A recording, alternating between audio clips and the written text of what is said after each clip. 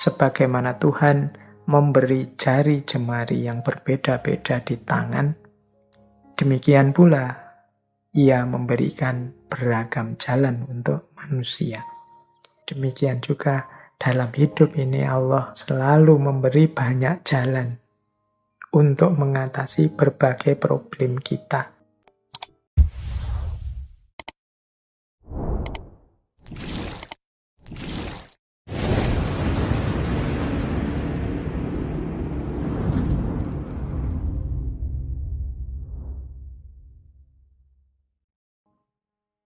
Assalamualaikum warahmatullahi wabarakatuh. Bismillahirrahmanirrahim. Ada prinsip yang lain yang dikembangkan oleh Genghis Khan dalam rangka membentuk kesuksesannya adalah pengendalian diri. Jadi kemampuan untuk mengendalikan diri sendiri. Ini paling populer dijelaskan dalam kebijaksanaan apa saja, tapi seringkali terlewatkan. Karena banyak orang merasa dirinya itu sudah kuat, dirinya itu sudah mampu, dirinya itu sudah terkontrol. Ya memang karena kita sekarang sedang sadar. Tapi ketika orang tidak mampu mengendalikan diri, ya dia tidak sadar.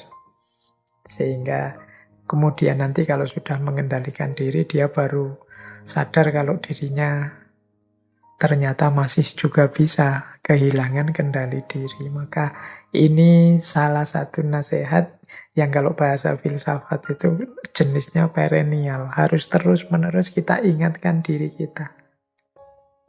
Mengapa sih Pak kok saya itu susah kusuk? Oh itu ada hubungannya dengan kemampuan mengendalikan diri. Wong kita inginnya itu loh kalau sholat kusuk terus. Tapi kok ya prosentasenya tidak besar-besar. Kadang hanya 10% kusuknya, kadang hanya 20%. Itu kan berarti yang kita inginkan tidak bisa kita arahkan secara konsisten terhadap anggota tubuh kita seluruhnya yang lain. Itu ya hubungannya dengan pengendalian diri. Tadi saya niatnya itu mau sholat malam loh. Dan juga mau puasa setiap hari Senin dan Kamis. Tapi kok ya begitu masuk Senin atau Kamis, kok ya ada saja alasan untuk tidak puasa. Begitu malam hari alarm bunyi kok ya mau bangun kok ya berat terus ditunda lagi, tidak jadi lagi sampai nanti subuh dan lain sebagainya. Itu kemampuan pengendalian diri. Jadi ini salah satu nasihat yang universal. Sering saya bilang, kalau teman-teman yang sudah dewasa, khususnya yang ikut ngaji filsafat ini, pastinya wawasannya tentang mana yang baik, mana yang kurang baik, mana yang lebih utama, dan lain sebagainya, itu sudah sangat lengkap. Hanya saja kemampuannya mengendalikan diri yang belum jalan. Sehingga wawasan-wawasan tentang kebaikan, tentang kebenaran tadi tidak bisa sepenuhnya operatif dalam hidup. Padahal di antara rahasia keberhasilan sebagaimana yang dilakukan oleh Genghis Khan adalah mengendalikan diri. Misalnya, satu ketika beliau bilang begini, satu tindakan yang dilandasi oleh kemarahan adalah tindakan yang ditakdirkan akan hancur dan gagal. Jadi kalimatnya Genghis Khan yang pertama ini ya jelas menunjukkan bahwa orang yang tidak mampu mengendalikan diri, termasuk orang yang dikuasai oleh amarah, itu melakukan apa saja takdirnya sudah jelas. Pasti hancur dan gagal. Ya, kalau ini tidak sulit dipahami ya, karena orang yang sedang marah, orang yang lepas kendali, itu orang yang tidak bisa berpikir jernih. Orang yang tidak bisa berpikir jernih itu, dia tidak bisa lagi mengkontrol anggota tubuhnya, pikirannya, kata-katanya, mungkin anggota tubuh yang lain, sehingga keluar tindakan-tindakan atau mungkin kata-kata kalimat yang destruktif. Tidak hanya merusak yang lain, tapi merusak dirinya sendiri. Maka setiap tindakan yang hanya dilandasi oleh kemarahan, siap-siaplah pasti hancur dan gagal. Kalau Cenghis kan hanya nuruti balas dendam saja, misalnya tadi habis istrinya diculik, habis dia sendiri diperbudak sampai tewas, langsung saja menyerang, ndak sabar nunggu kekuatannya lengkap, yo pasti sejak awal ndak akan ada cerita tentang Cenghis Khan. Justru lahir tokoh seluar biasa itu karena kemampuannya untuk berpikir jernih, mengendalikan dirinya, tidak kesusu, melakukan strategi-strategi biar serangan yang dilakukan tepat, biar pengepungan yang dilakukan efektif, dan lain sebagainya. Nah, itu bagian dari kemampuan mengendalikan diri. Maka ada satu kalimat dari Cenghis Khan seperti ini. Kalau engkau takut, jangan dilakukan. Kalau engkau lakukan, ya jangan takut. Ini persis seperti pepatah dalam bahasa Jawa. Yen wedi ojo wani-wani, yen wani ojo wedi-wedi. Kalau sudah nawa itu mau dijalankan, ya jalankan dengan mantap. Nggak usah takut-takut. Kalau masih takut, ya sudah, nggak usah jalan. Kok jalan sambil ketakutan? Ya pasti nggak maksimal. Melakukan sesuatu dengan hati yang tidak mantap, ya itu sama saja. Bunuh diri, menghancurkan dirinya sendiri. Maka kalau engkau takut, ya jangan dilakukan. Kalau engkau lakukan, ya jangan takut. Kalau melakukan sesuatu sambil takut, ya setengah-setengah, ragu-ragu. Ini penting. Ya, kalau mau, ya lakukan saja, buang semua ketakutan. Kalau memang masih takut, masih banyak pertimbangan macam-macam, ya sudah, jangan dilakukan. Nanti menyesal. Ada lagi kalimat yang mungkin perlu kita renungi dari Cenghis Khan. Kata beliau, ia yang tidak dapat berhenti minum bisa mabuk 3 kali 1 bulan. Kalau ia melakukan lebih dari itu, ia salah.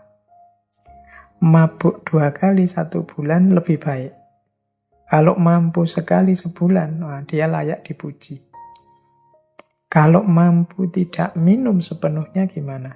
Ayo, apa yang lebih baik dari ini? Namun di mana orang seperti ini dapat ditemui? Namun jika ditemui, ia layak atas segala kehormatan. Ini selain mengajarkan pengendalian diri, sebenarnya mengajarkan latihan yang bertahap dalam hal pengendalian diri. Ya, pelan-pelan kita taklukkan diri kita. Sama seperti orang yang terbiasa minum. Orang yang biasa mabuk, itu bisa mabuk sebulan 3 kali. Kata Cenghis Khan, ya sudah, kalau memang kuatnya mabuk sebulan 3 kali, berarti 3 kali ini sudah cukup, ya mabuklah 3 kali 1 bulan. Jangan lebih ya, karena ini barang jelek. Kalau barang jelek, kuat sedikit kok kita ngambil yang banyak, itu tercela. Tapi paling tidak ya batas minimalnya lah. Nah, kalau lebih dari itu dia salah. Tapi syukur-syukur bisa mengurangi.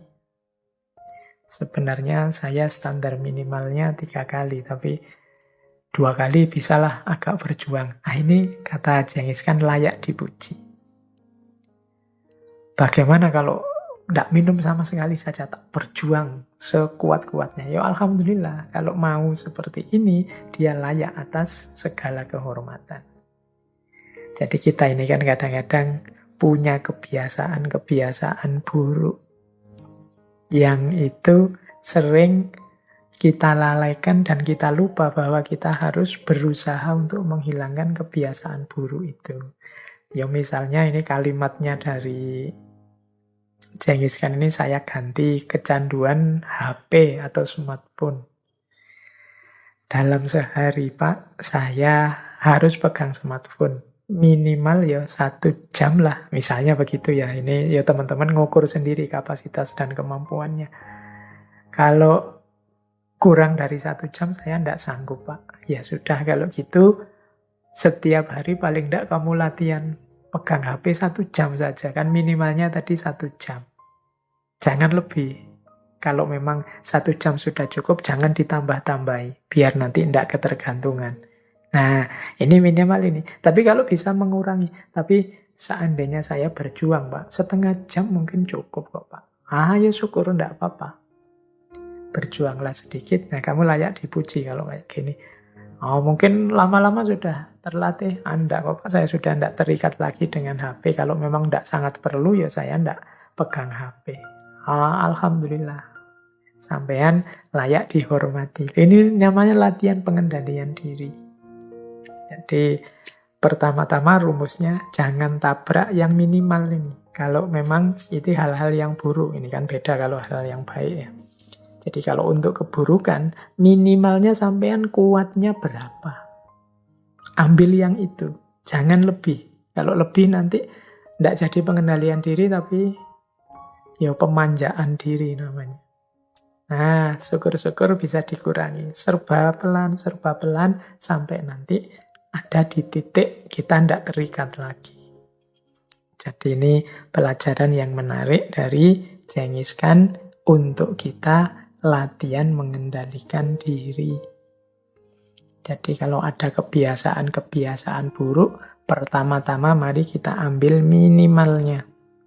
Jangan lebih. Setelah itu kita kurangi pelan-pelan. Sampai di titik 0. Kalau sudah sampai di titik 0 itu alhamdulillah berarti perjuangannya sukses.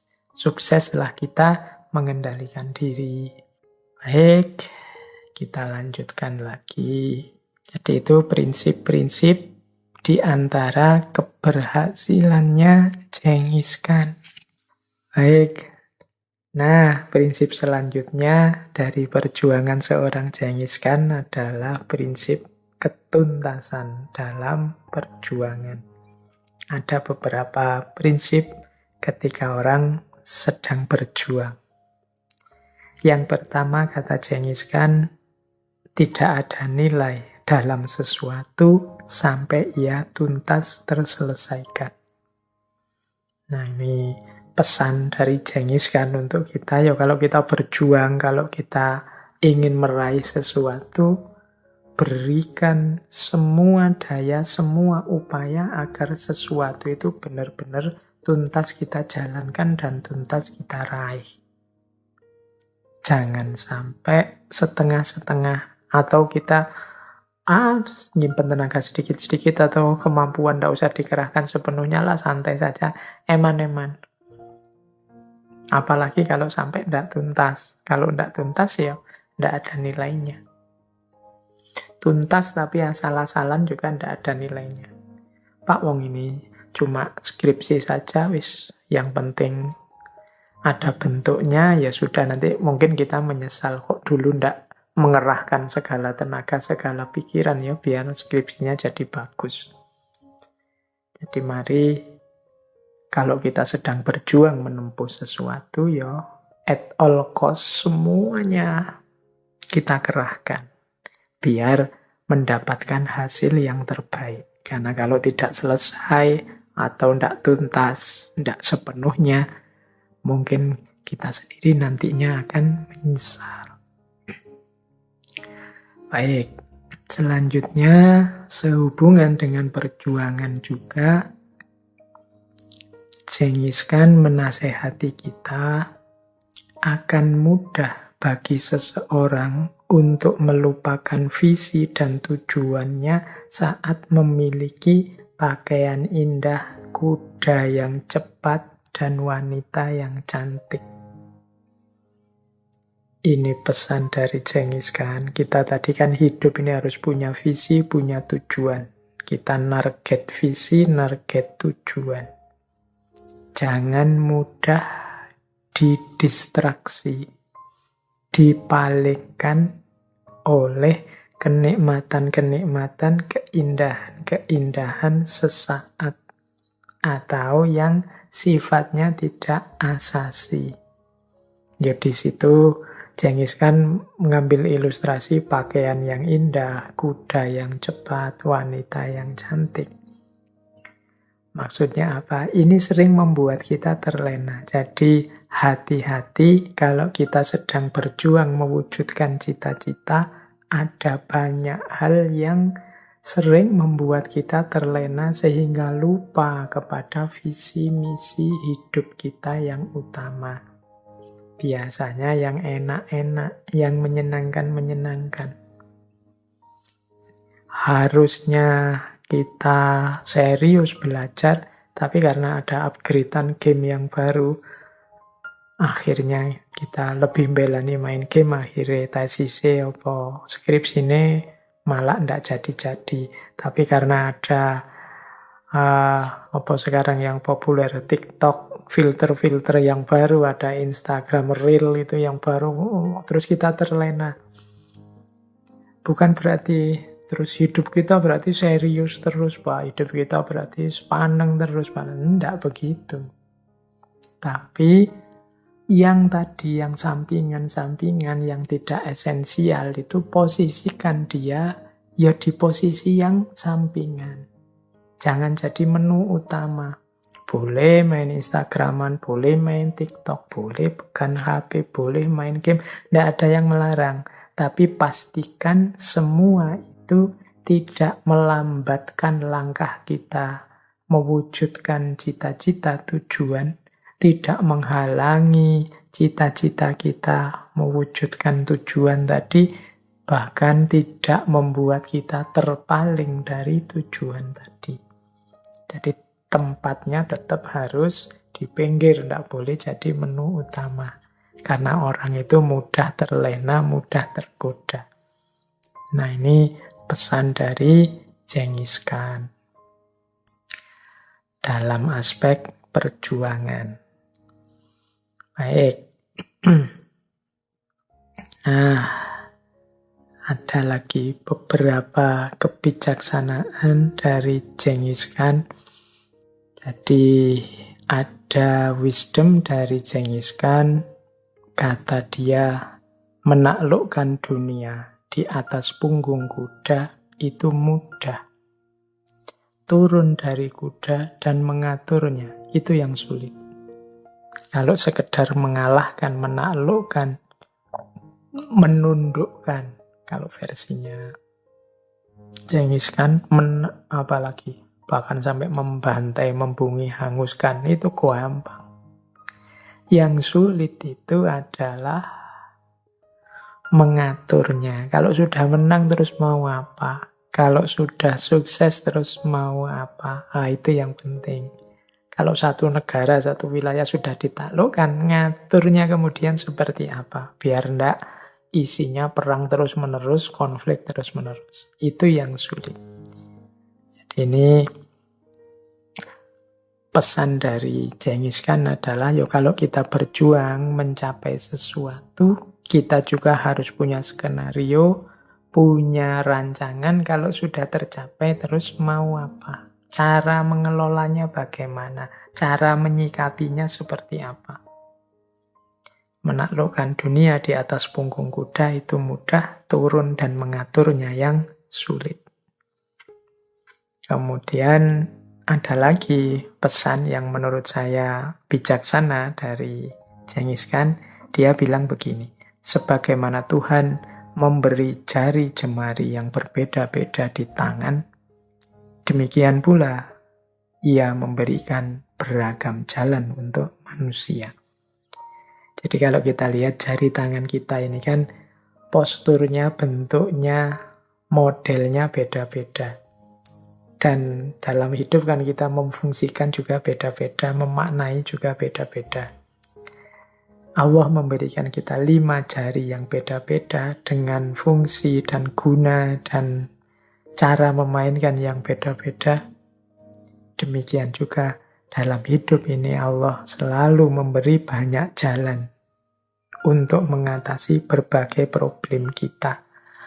Asal kita tidak malas, asal cara berpikir kita jernih, asal kita tidak dibalut oleh ambisi-ambisi yang tidak jelas. insya Allah masalah itu akan bisa selesai segera. Pasti ada jalan keluarnya. Allah tidak pernah memberi masalah di luar kemampuan dan kapasitas manusia. Jadi ini pesan dari Genghis Khan untuk kita tidak menyerah. Tidak ada masalah yang tidak ada solusinya. Jangan putus asa. Perilaku-perilaku putus asa itu mengindikasikan kalau dalam agama kita disebut orang yang kufur. Jadi orang yang seperti tidak percaya Tuhan saja.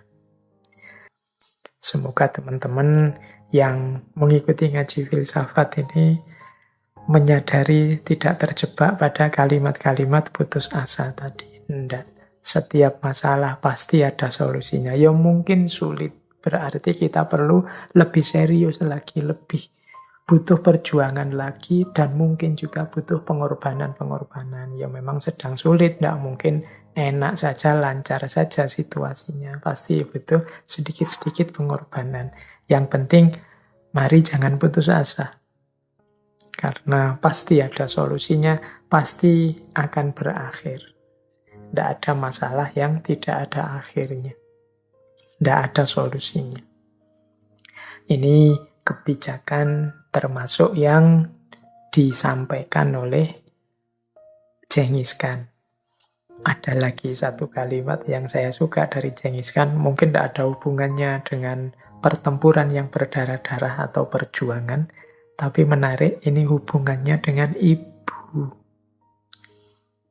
Sebenarnya quote-quote kalimat-kalimat dari Genghis Khan ini menunjukkan bahwa sesadis itu, sekejam itu mungkin, yang tiap hari hidupnya berlumuran darah, ternyata juga masih tidak hilang nurani kemanusiaannya.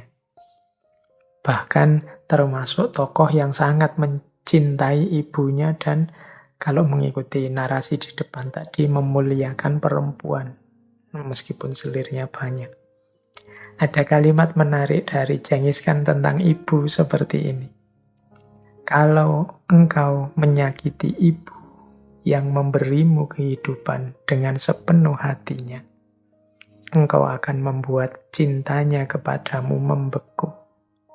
Bahkan kalau engkau meminta maaf kepadanya kemudian, kerusakannya sudah terlanjur. Jadi ini pesan dari seorang Genghis Khan. Mungkin rasanya agak aneh ya, pesan kasih ibu dari seorang yang dahsyat. Isi hidupnya dari perang ke perang seperti Genghis Khan. Beliau pesan, jangan sekali-kali kita menyakiti hatinya ibu. Sakit hatinya seorang ibu berarti berhentinya rahmat, berhentinya aliran kasih ke dalam hidup kita.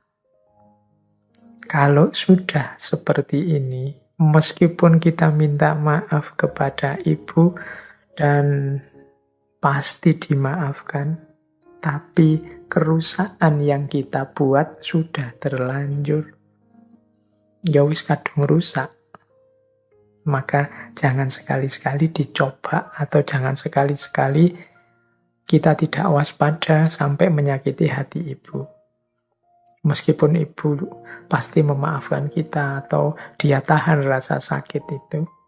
Tapi jangan lupa bahwa ketika peristiwa menyakiti hati ini terjadi, itu adalah peristiwa terhentinya aliran kasih sayang, aliran rahmat dari Tuhan kepada diri kita. Kalau sudah begitu, ya sudah terlanjur rusak kalau bahasanya Genghis Khan.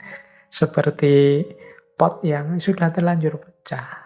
Ya, meskipun dimaklumi, tapi sulit sudah kembali seperti semula. Maka jangan dijajal, jangan dilalaikan rumus ini. Jadi ini kisah provokasinya Genghis Khan kepada umat Islam saat itu. Ini mungkin sebagai wanti-wanti buat kita semua untuk tidak mengalami nasib yang sama. Jadi pada sekitar tahun 1220 Masehi, Genghis Khan ini memulai ekspedisinya ke arah barat, termasuk yang kemudian berkonflik dengan Genghis Khan, ya wilayah-wilayah yang masuk pada dinasti Khwarizm yang dipimpin oleh Shah Muhammad. Nah, daerah-daerah yang paling awal nanti diserang adalah wilayah Bukhara dan Samarkand. Jadi ada cerita begini, pada mulanya Genghis Khan ini sulit untuk menembus pertahanan umat Islam yang ada di kota Bukhara. Jadi, wah ini sulit ini. Ternyata pasukannya solid. Umat Islamnya solid di sana. Saya bilang tadi, Genghis Khan ini orang yang pinter dan mau belajar. Akhirnya, Genghis Khan mengambil strategi provokasi kepada umat Islam yang ada di sana. Jadi, Genghis Khan terus nulis surat kepada umat Islam saat itu, barang siapa yang menyerahkan senjata dan berpihak kepada tentara Mongol akan selamat. Tetapi barang siapa yang enggan, akan kami buat menyesal dia. Nah, ini kalimat ini, surat ini kemudian disebarkan kemana-mana. Ini saya membayangkan mirip seperti 10 November ketika tentara sekutu menebarkan ancaman ke Surabaya. Tapi ini Genghis Khan menyebarkan pada umat Islam di Bukhara. Siapa yang menyerahkan senjata, selamat. Tapi siapa yang tidak mau menyerah, tidak mau berpihak pada kita, ya siap-siap saja akan menyesal. Nah, dengan datangnya surat tersebut, ternyata sukses mengacaukan umat Islam. Umat kemudian terpecah menjadi dua. Yang pertama nolak keras tawaran Genghis Khan ini. Jadi mereka punya pikiran begini. Ini seandainya Genghis Khan dan kawan-kawan itu kuat dan bisa menaklukkan kita, tidak mungkin lah mereka mendadak memberi penawaran-penawaran seperti ini. Mereka mestinya langsung nyerang, langsung nyerbu dan mengalahkan kita. Ini mungkin mereka juga ragu-ragu dengan kekuatannya. Ini berarti mereka ini masih punya, kita ini masih punya peluang untuk bisa mengalahkan Genghis Khan. Mari kita teruskan berjuang. Pasti kita akan memperoleh satu di antara dua kebaikan. Kalau tidak menang, yo syahid. Nah, ini kelompok pertama. Jadi yang tidak tergoda oleh provokasinya Genghis Khan. Tapi muncul banyak orang-orang yang punya pandangan sebaliknya. Mereka lebih suka menerima tawaran tersebut. Mereka terus bilang, gimana kita bisa menghadapi tentara Mongol? Perang melawan Mongol itu sama dengan bunuh diri massal. Kalian tidak belajar sejarah sih, nggak baca peristiwa kemarin-kemarin, nggak mendengar berita kemarin-kemarin. Kalian juga nggak lihat betapa dahsyatnya mereka, kekuatan mereka, kelengkapan senjata mereka, dan lain sebagainya. Nah, ini dua kubu ini gegeran terus, konflik. Yang satu ingin menyerah saja pada Genghis Khan, yang satu ingin mempertahankan dan berjuang. Nah, Genghis Khan yang cerdik itu terus memantau perdebatan ini. Dan dia ingin mengambil keuntungan dari perdebatan-perdebatan ini. Perselisihan-perselisihan ini. Kemudian dia nulis surat yang kedua. Nah, untuk surat yang kedua ini khusus dikirimkan pada kelompok kedua. Yang tadi ragu-ragu. Ini kan tadi ada kelompok kedua yang apa ya kita bisa melawan Mongol. Kita ini negara apa? Lihat kekuatan mereka, lihat super powernya mereka. Nah, dalam surat yang kedua ini Genghis Khan berjanji pada kelompok kedua ini kalau nanti Genghis Khan bisa menguasai Bukhara, maka kelompok kedua ini akan diberi jabatan ini, jabatan itu, posisi ini, posisi itu. Syaratnya kelompok kedua ini tolong bantu kita menumpas kelompok pertama yang tadi tidak mau dinego, yang inginnya tetap perang terus. Jadi ini surat kedua kepada kelompok yang kedua. Nah, tawaran kepada kelompok kedua ini membuat mereka tergoda. Jadi mereka merasa, wah ini sesuai dengan aspirasi kita dan juga nantinya akan menguntungkan kita. Kita ini akan diberi jabatan macam-macam kalau mereka menang. Padahal menurut perhitungan kita, ya pasti mereka menang. Tidak mungkin mereka kalah kalau dilihat dari pengalaman selama ini. Nah, ini mereka tidak sadar bahwa yang membuat umat Islam di situ lemah dan cenderung bisa kalah ya karena tidak kompak, karena mereka sendiri yang tidak mau berkomitmen. Akhirnya disambutlah permintaan dari Genghis Khan tadi. Mereka siap berjuang membantu Genghis Khan menaklukkan orang kubu lain yang tidak setuju dengan Genghis Khan dan ingin berjuang sampai akhir. Akhirnya mereka memerangi saudaranya sendiri. Terjadilah saling bunuh sesama muslim. Dan ya karena didukung oleh Genghis Khan, kubu yang pertama yang teguh berjihad mempertahankan tanah airnya, akhirnya habis, tertumpas di tangan saudara-saudaranya sendiri. Nah, setelah itu ya santai saja, Genghis Khan bisa masuk ke Bukhara, padahal semula dia kesulitan menaklukkan Bukhara. Sekarang dibantu orang dalam. Nah, tapi pada gilirannya setelah Genghis Khan menguasai Bukhara, pihak kedua yang tadi membantu tidak diberi hadiah yang dijanjikan. Bahkan mereka ditangkap, senjatanya dirampas dan dihukum mati. Nah, ini nanti terkenal.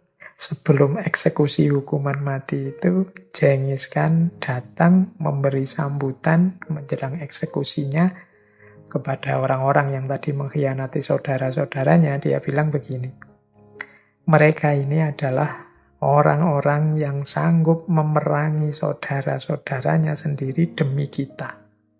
Padahal kita itu orang asing bagi mereka. Orang semacam ini mustahil kita beri kepercayaan. Ya, berarti kan kalau orang semacam ini kita beri kepercayaan, jangan-jangan kita sendiri nanti jadi korbannya. Jadi sebelum terlanjur ya kita eksekusi saja. Jadi akhirnya semuanya dieksekusi dan menanglah Genghis Khan. Jadi ini sebenarnya ini satu peristiwa yang saya angkat karena memang banyak sekali peristiwa semacam ini terjadi. Jadi hancurnya satu negara, satu kerajaan, satu bangsa diawali dari ketidakkompakan perselisihan internal yang berlarut-larut. Sehingga dimanfaatkan oleh pihak luar mengadu domba, akhirnya hancur semuanya. Yang untung pihak ketiga, pihak luar tadi. Ini pelajaran mungkin ya bagi kita untuk tidak tertipu, tidak terjebak. Beda-beda pendapat, beda pandangan seperti saya bilang tadi itu wajar, itu niscaya. Tapi tetap jangan melupakan visi besar bersama, tujuan bersama kita hidup berbangsa dan bernegara. Jadi konflik-konflik kecil itu wajar saja. Ya kayak kita di rumah itu loh dengan saudara kita sendiri, bahkan saudara kandung itu zaman kita kecil kan juga sering mengalami konflik-konflik, sering mengalami masalah-masalah. Tapi kan tidak kemudian kita lanjutkan secara fatal misalnya dengan membakar rumah atau dengan membunuh saudara kita, kan tidak begitu. Kita bisa memaklumi, kita bisa menerima perbedaan-perbedaan itu. Sering orang mengilustrasikan mbok kayak anak kecil itu loh, yo gegeran, bahkan sama saudaranya sendiri. Tapi setelah itu yo makan bareng, tidur bareng. Jadi misalnya marah-marah pakai teriak-teriak, yo hanya saat itu saja. Setelah itu yo rukun.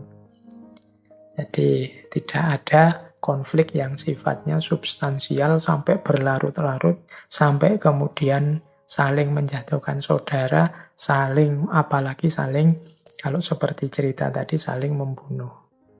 Jadi, kapanpun ada suara-suara yang isinya habisilah, tumpaslah, apalagi musnahkanlah, yang diarahkan pada saudara-saudara sendiri, itu kita tetap harus waspada. Jangan-jangan ini suara-suara yang tidak bertanggung jawab, yang pada saatnya akan meruntuhkan kita, menjatuhkan kita.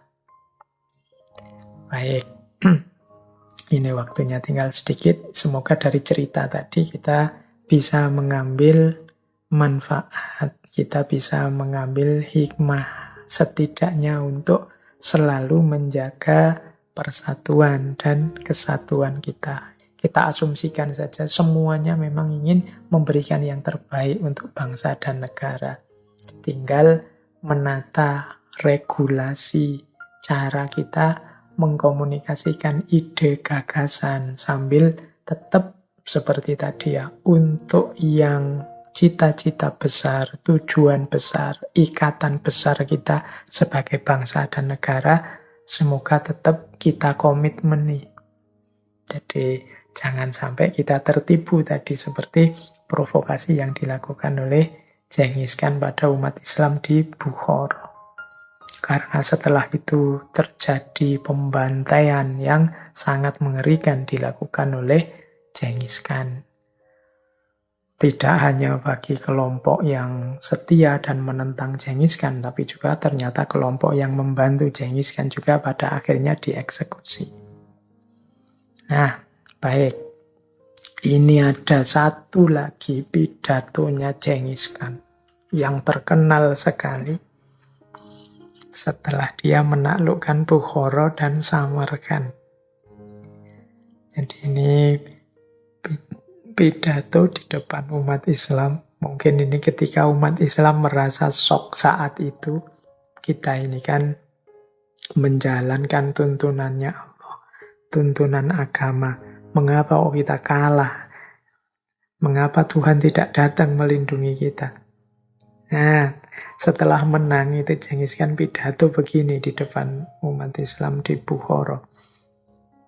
Kata Genghis Khan, aku adalah hukuman Tuhan kepada kalian.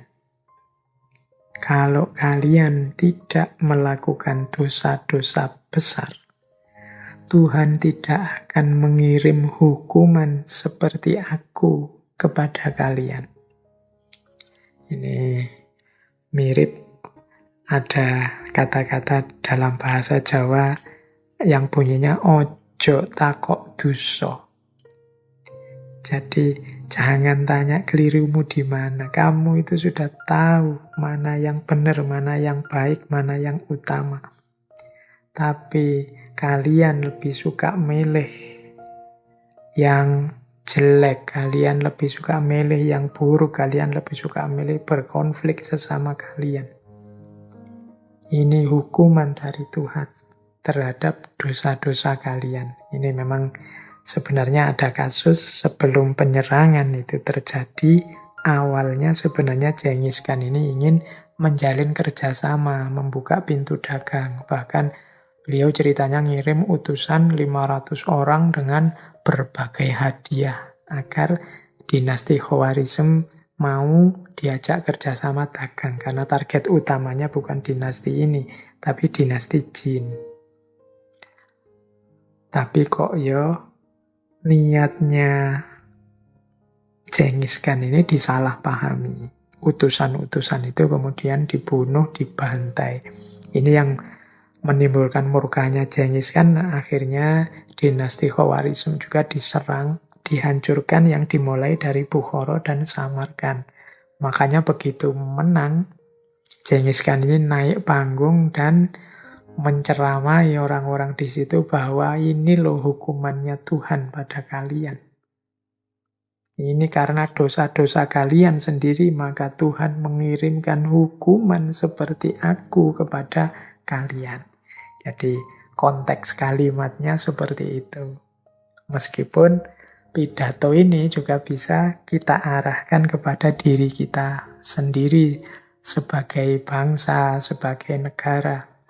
Jangan sampai perilaku-perilaku buruk kita, kesalahan-kesalahan kita yang kita lakukan pada akhirnya mengundang murkanya Tuhan dan kemudian memunculkan musibah-musibah, memunculkan bencana-bencana sebagai efek dari perbuatan kita sendiri. Kalau Al-Quran kan sudah jelas menyatakan Zuharul fasadu fil barri wal bahr bima kasabat aydin nas. Jadi kerusakan itu muncul baik di laut maupun di bumi maupun di laut karena perilakunya manusia. Jadi kita manen hasil perilaku kita sendiri. Jadi pidatonya Genghis Khan ini bisa kita pahami bahwa kita harus introspeksi, siapa tahu kesulitan-kesulitan yang kita hadapi hari-hari ini, entah dalam bentuk apapun, lahir karena kesalahan-kesalahan kita sendiri. Mungkin salah perilaku, mungkin salah kata, mungkin salah persepsi, sehingga muncul banyak sekali masalah-masalah. Jadi kalau dalam bahasanya Genghis Khan, karena engkau sudah melakukan kesalahan, Tuhan mendatangkan hukuman. Dan akulah hukuman Tuhan kepada kalian. Ini mirip seperti surat Al-Zalzalah itu kan. Idza zulzilatil ardu zilzalaha wa akhrajatil ardu athqalaha wa qalal insanu ma laha yauma idzin tuhadditsu akhbaraha. Jadi bumi cerita, mengapa sih kok ada guncangan dahsyat yang membuat manusia pontang-panting. Terus buminya bilang, bi anna rabbaka auhalaha, Allah yang memerintahkan aku, Allah yang memberi wahyu padaku untuk melakukan ini. Jadi ini perintahnya Tuhan. Nah, itu buminya yang bilang.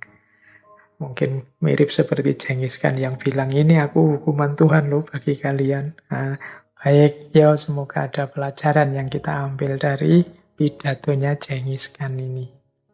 Saya kira itu ya teman-teman. Masih ada pesan terakhir dari Genghis Khan. Jadi sebelum beliau meninggal, ada pesan terakhir kepada putra-putra dan keturunan beliau.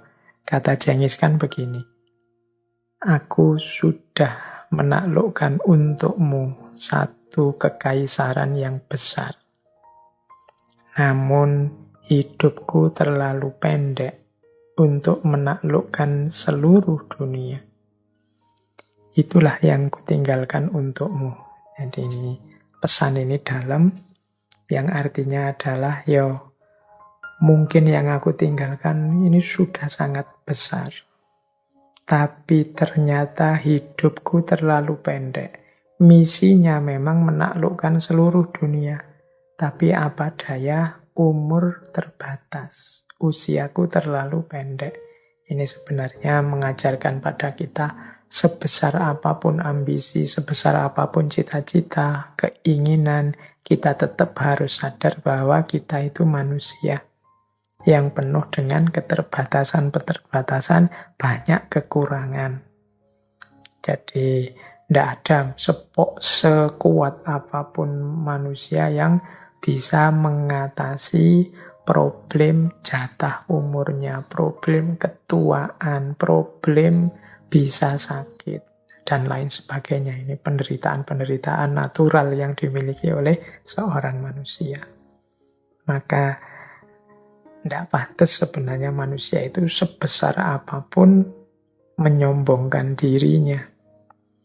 Bahkan kata Genghis Khan, ya hanya itulah yang kutinggalkan untukmu. Meskipun hitungannya juga sudah besar, tapi tetap masih tidak sesuai dengan cita-cita sebelumnya menyatukan seluruh dunia.